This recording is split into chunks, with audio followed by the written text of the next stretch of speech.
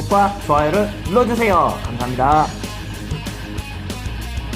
그래서 자, 오늘은 일단 축하 메시지부터 보내겠습니다. 저희 고1반에 저한테 중2 때 초반이나 중1 때 말에부터 시작해서 배웠던 우리 학생들 고1 처음 모의고사 쳐서 전체 1등급 내지 2등급 다 찍었습니다. 박수. 수고 많았습니다.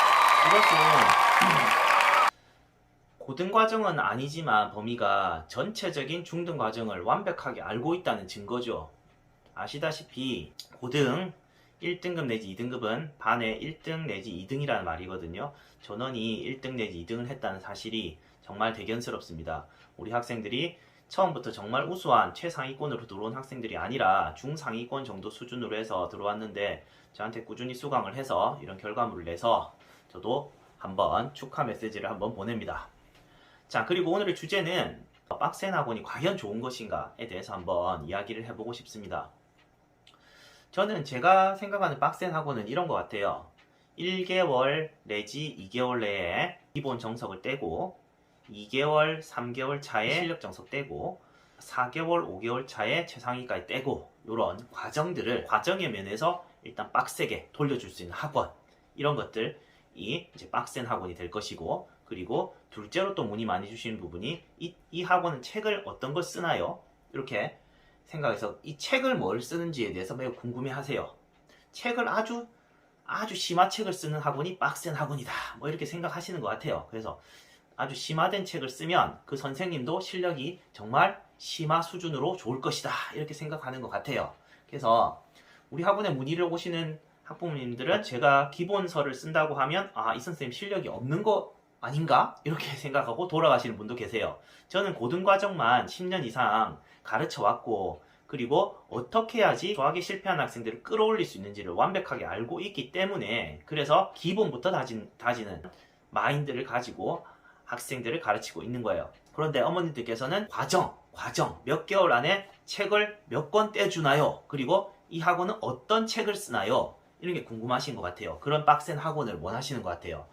그런데 제가 드리고 싶은 말씀은, 제가 대학교 때 잠시 만났던 여성분인데 지금 변호사를 하고 있어요. 근데 그 여성분은 고등학교 때 독보적인 국어 1등이었어요. 전교 1등. 그런데 항상 친구들이 하는 질문이 뭐냐 하니까, 무슨 책 보냐요. 무슨 책, 너 무슨 참고 써봤어? 무슨 참고 써봤는데 이렇게 잘해? 이것만 물어보는 거예요. 그러면 자긴 답답하대요. 나 무슨 참고서 뭐 그냥 너희들 보는 거 보는데? 이렇게 말하는 거예요. 그러면 야, 그럼 네가 뭐 일반적인 거 봐서 어떻게 전교 1등을 해? 애들은 다 무슨 책 보냐고 솔직히 말해줘. 자꾸 이렇게 묻는데요. 네 특별한 책 보지? 이렇게 하는 거예요. 이게 학부모님들한테 저한테 묻는 거하고 비슷한 것 같아요. 무슨 책을 보나요? 도대체 어떤 책을 보나요? 이게 중요한 게 아니에요. 기본 책을 쓰더라도 그 선생님의 자질 내지는 그런 것들에 의해서 이 기본 책을 완벽하게 소화해낼 수 있는 그런 해설이 들어가는 거지. 우리 금방 말씀드린 여성분도 하는 말이, 이 책을 보는 게 중요한 게 아니라 국어 같은 경우는 내가 평소에 지문을 읽을 때 이 지문들을 달락달락 요약해 나가고 하는 습관들, 이런 것들이 중요한 것이지 그 책을 뭐 보냐가 중요한 게 아니에요. 그러니까 저는 그렇게 뭐 빡센 학원, 커리큘럼이 빡센 학원, 그리고 뭐 책을 엄청 심한 걸 쓰는 학원, 이걸 원하시는 학부모님들을 저는 하수라고 봐요. 솔직히 이런 질문들을 하시는 분은 하수예요, 하수.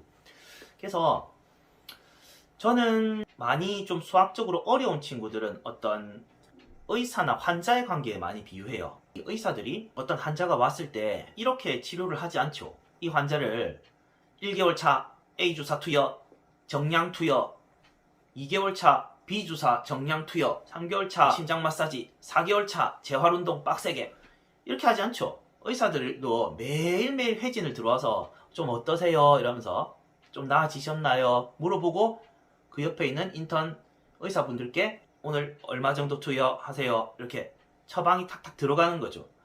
그 하루하루가 정말 이거에 맞는, 환자에 맞는 처방이 들어가는 거예요. 딱 정해진 어떤 기간 동안에 이거 하고 이거 아니에요. 그러니까 저는 수학이라는 게 딱 1개월 내에 완성, 이런 게 힘든 과목이에요. 자, 한번 예를 들어 볼게요. 길을 만약에 가르쳐 준다고 해도 어떤 사람이 좋은 것 같은지 한번 생각해 보세요. 저 같은 경우는 만약에 길을 가르쳐 주세요 하면 정말 지도까지 그려가면서 여기서 우회전하고 좌회전하고 이렇게 해서 뭐가 보이고 이렇게 해서 차근차근 가르치거든요. 그래서 하면 이거 보고 가신다든지 이렇게 길을 찾아가세요. 그런데 그냥 막 시간을 쫓겨가지고 여기서 사거리에서 돌고 이렇게 말로만 이렇게 거기 뭐 볼 거야 대충 하고 그냥 설명 끝 이렇게 하면 알아듣겠어요? 그걸? 못 알아듣죠. 그 길을 다시 찾아갈 수 있겠어요? 처음도 찾아갈 수 없고. 그러니까 차근차근 자기가 이해를 해야 돼요. 이 문제 자체를 차근차근 해서 자기 걸로 완전히 만든 후에 심화를 들어가야 돼요. 그런데 그냥 대충 그래 여기서 이렇게 난 설명 끝났다. 자, 그 다음 설명한다. 자, 과연 길을 찾아갈 수 있을까요? 자, 그런 면에서 일단 수학은 시간이 좀 걸리는 과목이고 자기 걸로 만드는데 기본적인 시간이 걸리는 과목이에요. 자기 걸로 만들어야 돼요. 이 사고가 자꾸 시간이 흐르면 했던 게 다시 조금 시간이 흐르는 게 이해가 되고 하는 그런 과목이거든요. 자, 그래서 시간이 일단 걸린다. 그리고 또 교육을 어떻게 해야 되냐면 환자나 의사의 관계를 생각해 보면 그 치료요법 중에 대증요법이라는 게 있고 원인요법이라는 게 있어요. 대증요법은 폐결핵을 만약에 앓는다고 하면 대증요법, 증상에 대해서만 완화시키는 거예요. 그러면 폐결핵에 걸린 환자에게 그냥 해열제를 주는 게 대증요법이고요. 그리고 해열제를 주는 게 아니라 그 원인, 폐결핵에 해당하는 폐결핵 주사를 놓는 게 바로 원인요법이에요. 원인요법을 해야지 폐결핵이 낫겠죠. 대증요법을 해서는 열만 내리는 거예요. 당장. 그래서 저는 많은 학원들이 대증요법을 쓰고 있는 것 같아요. 당장 앞에 닥친 시험이 급급해서 아이의 실력과 상관없이 단순 반복을 통해서 대증요법, 이 증세만 완화시키자 이거죠.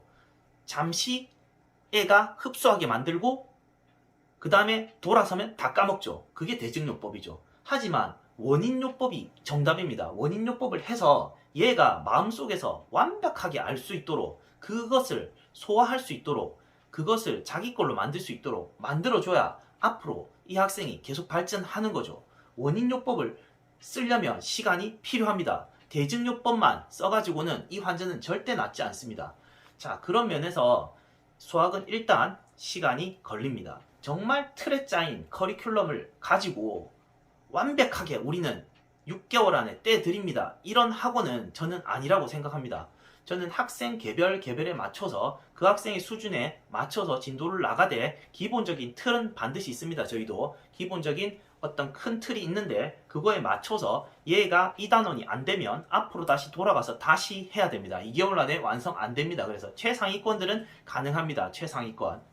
하지만 제가 지금 말씀드리는 대상은 중상위권 내지는 중하위권이기 때문에 그거에 맞춰서 말씀을 드리는 건데 커리큘럼을 완벽하게 설명을 해달라. 우리 아이가 지금 이 학원에 들어오면 몇 개월 안에 이 책을 뗄 수 있느냐 없느냐 정확한 커리큘럼 과정과 이런 것들을 제시해달라 하면 저는 제시해 줄 수 없습니다. 이 아이를 본 적도 없고 어머니 혼자 오셔서 우리 아이에게 몇 개월 안에 떼줄 수 있느냐 이런 것들을 제시하라고 하시면 저는 못한다고 자신있게 말씀드릴 수 있습니다. 저는 이런 말들을 많이 들어요. 이건 제 홍보이기도 합니다. 선생님, 저는 고2 될 때까지 이때까지 수학을 잘못 배운 것 같아요. 선생님, 정말 선생님을 만나가지고 이 수학이라는 게 뭔지를 알 것 같아요. 저는 왜냐면 원리를 설명을 하거든요. 그 원리를 알면 그 다음 문제들이 해결이 됩니다. 원리를 정말 습득을 하면 그 학생은 발전합니다. 그런데 대부분의 학원들이 원리는 안 가르쳐주고 이 문제는 그냥 이렇게 푸는 거야. 외워. 이걸 이해 못하는 거는 더 쉽게 설명할 방법은 없어. 네가 이해를 못하는 거는 이 문제를 외워야 되는 거야. 이런 식으로 공부를 가르치면 안 됩니다. 우리 아이를 정말 바르게 수학적으로 능력을 키우려고 하면 자, 일단은 뭐 몇 개월 안에 완성해 주세요. 이런 마인드를 버리십시오. 저는 빡센 학원이 답은 아니라고 생각합니다. 그렇다고 항소가 빡세지 않느냐? 그건 아닙니다. 저희도 빡세야 될 때 확실히 빡셉니다. 지난 고1 입학하기 전에 3개월간은 정말 매일매일 수업했습니다. 매일매일 수업하면서 과제도 매일매일 나갔고요. 빡세게 돌렸습니다. 그런데 일부 학부모님들께서 황소는 안 빡세다 이렇게 말씀을 하시는 것 같은데, 저는 10년 이상을 고등 수학만 가르쳤고 완벽하게 학생들이 어떻게 발전하는지를 알기 때문에 이렇게 지적하는 겁니다. 자,